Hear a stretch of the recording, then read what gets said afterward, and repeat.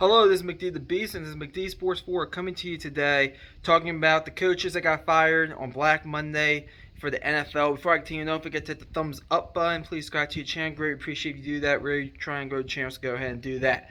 So we had a few coaches fired. I guess you would say this past Monday. One happened Sunday, one happened Tuesday night where I'm filming this video. So let's go in order. I'm not going to talk about John Gruden or Urban Meyer firing since that happened during the season.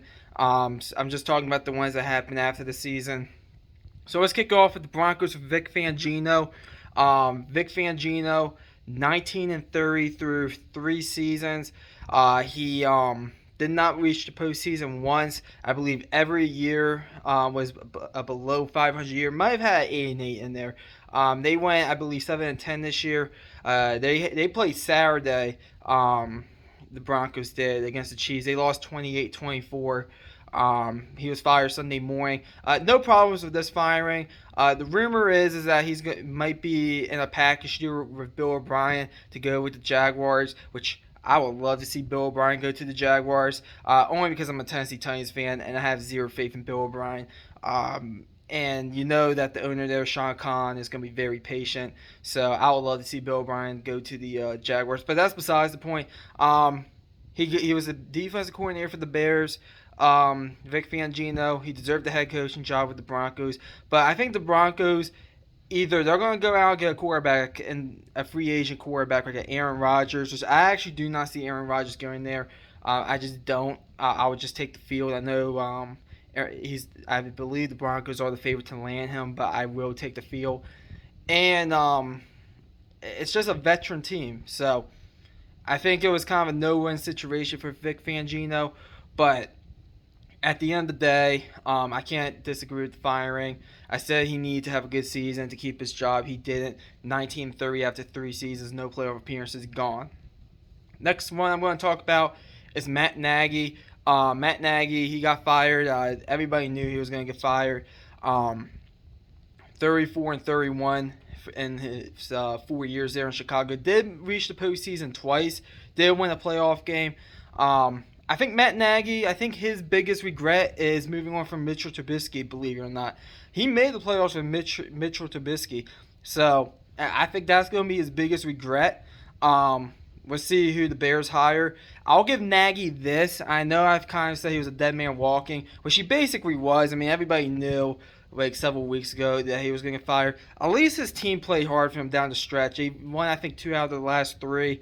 The Chicago Bears did. So I'll give Nagy credit there. It would not surprise me if he gets another head coaching job. It won't be this season, obviously. I mean, this season, 2022. But a few years down the road, maybe he's an OC somewhere. I could see him getting a head coaching job in the NFL or college. We'll see what happens. But I think Nagy proved that he could coach. It's just that it just didn't work out in Chicago. I think he's going to regret moving on from Mitchell Trubisky. I think that's the number one regret for him. But 34-31, 2 playoff appearances. Didn't win a playoff game. Mike Zimmer. We kind of saw this one coming. They decided to clean house in Minnesota. They also cleaned house in Chicago as well. Ryan Pace got fired. That's not a surprise either. But they fired Mike Zimmer and the GM. I can't argue it. I do think there is an argument out there that Mike Zimmer might deserve one more year. He went 72-56-1 in his 8 seasons there. I think it was just time for a new voice there in Minnesota. The team was kind of hanging the wrong way. I said going into the season, the Vikings were either going to finish 8-9 or 9-8. I believe they finished 7-10. So even below what I thought. They're just in no man's land, the Vikings. Like, the Vikings are kind of the Broncos of the NFC, in my opinion. They're kind of in no man's land. Like, yeah, they might get the 7th seed in the playoffs some years, but, I mean, at best, they're going home in the first round. So I think it was time for a change there. You look at who the Vikings might hire. I feel like I think they'll go a number of different directions, the Vikings, but I do think it was time for a change there. I think Mike Zimmer will. I know he's 65. Will not surprise me if he gets one more shot at being a head coach. Maybe he'll be a DC for a few years and just retire. But I think Zimmer, looking back at his tenure in Minnesota, I think he should be proud of it. They made it to an NFC Championship game, 3 playoff appearances in 8 years. That had several quarterbacks from Teddy Bridgewater to Kirk Cousins, Case Keenum kind of in 2017 on that magical playoff run. So I think Zimmer should be proud of what he did in Minnesota. It was just time for a change, and I can't really argue with that. Two more. I'm going to talk about the one in the Giants first, and then I'm going to get to the last one here that happened yesterday. But I'm going to jump ahead a little bit. The Giants, they went ahead. They fired Joe Judge. This just came out a few hours ago. They had to do this 10-23 in 2 years. Joe Judge, if they retain him, which they were going to, but I think someone got into Moore's ear up there in New York, and he made the right decision here. Joe Judge was a dang man walking in 2022. It didn't matter unless he made the postseason. If he didn't make the postseason, he was gone. And more likely or not, I look at the Giants roster right now. They're nowhere close to a playoff team. The O-line's horrible. I'm not sold on Daniel Jones. I think next year is the year for Daniel Jones. I think that's the make or break year for him. If they kept Joe Judge, I think it was the make or break year for that. So, and I still think for that Joe Judge and Daniel Jones combo right there. But they had to let go of Joe Judge. I mean, the way they finished the season was horrible. There was no John Mora. He came out in the preseason and said, "I just want to see progress this season." There was no progress. As a matter of fact, I think they took a step back. So we'll see what happens. But the Giants, I felt like they had to do that. They need to get a coach in there with experience as a head coach. Maybe you go after Mike Zimmer. Maybe you go after the guy I'm going to mention next, Brian Flores. 3 years with the Dolphins, fired. No playoff appearances, 24 and 25. I disagree with this firing. A lot of people do. I don't get it. To me, the reason why he got fired was because of a relationship issue with the GM and the owner. It was kind of a love-hate relationship with the players. Like, some of the players loved him, but some of the players hated him. Listen, Brian Flores, say what you want about him. He won 7 straight this year. He turned a 1-17, turned it around, got to 9-8. Very strong second half of the season outside of the blowout in Nashville against my Titans. And a lot of that was not Brian Flores' fault, in my opinion. I think a lot of that had to do with the quarterback, Tua Tagovailoa, not knowing how to play in cold weather, because there was some freezing rain in that game.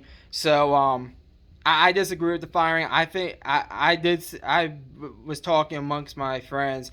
I say the radio should immediately try to hire Brian Flores, but then I forgot that the interim coach took over like in October and kind of led the team to the playoffs. So I think they're just going to stick with the interim coach. But if I'm Minnesota, I give Brian Flores a call. If I'm the Giants, I give Brian Flores a call. So I think Brian Flores will get another head coaching opportunity. He's too good not to be a head coach. I think he proved that. I mean, his first year, his first ever game, he got blown out 59-10 to the Ravens, and there was talks about them going 0-16. They ended up going 5-11 and had a strong second half. So I think Brian Flores deserves another opportunity, absolutely.